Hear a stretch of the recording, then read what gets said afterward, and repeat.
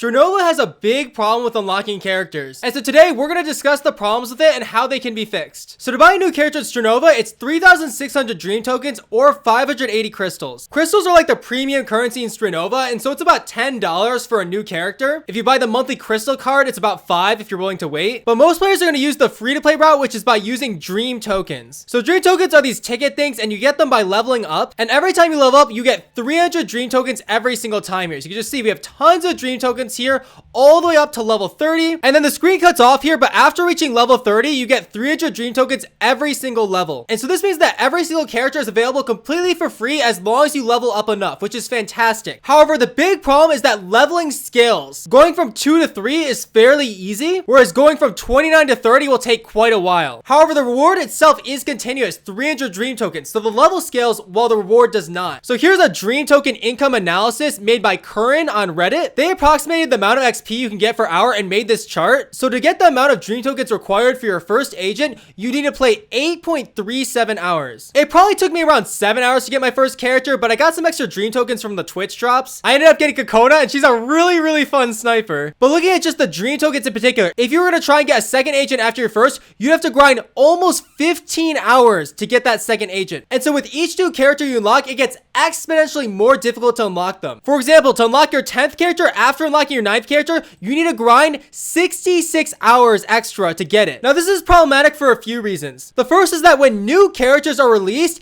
it's going to be a nightmare the more of a late game player you are. The higher level you are, the harder it is to get new agents. And so when a new agent drops, all of a sudden it's a huge grind for you, whereas new players can just choose it right off the bat. On top of that, as you rise the ranks in Strinova, it becomes even more important to have a really good comp, and that means having extra options. When you're playing Demolition, there's only a certain amount of characters that can be attacking or defending. And so if you don't have many characters, you might get stuck with a character you're not very good with or might not be good for your team comp. And so as you play Strinova more, it's more important to have more characters, but it's also harder to get more characters. Now, I do want to mention that there are some tokens available through events. The Tea Time Delay event, for example, has 300 tokens available. And then on top of that, there's the Space Time Chorus event. This is given to all players, and it's just 7 free daily gifts, which is really cool. And one of those gifts is a Super String invitation, which gives you a free character, and you can choose whoever you want. And so this is like one of the most generous things of all time, all right? It's really valuable, really easy to get, and it just saves you a ton of progression. So this is just really good. And that's why I genuinely think the beginning of Strinova is very good, all right? You have 7 characters to choose from, and there's just a lot to do and unlock. It's very exciting. However, as you get late game and you've used your Super String invitation, and the amount of tokens you're getting from level rewards is slowing down, it's just gonna be very difficult. And with the current system,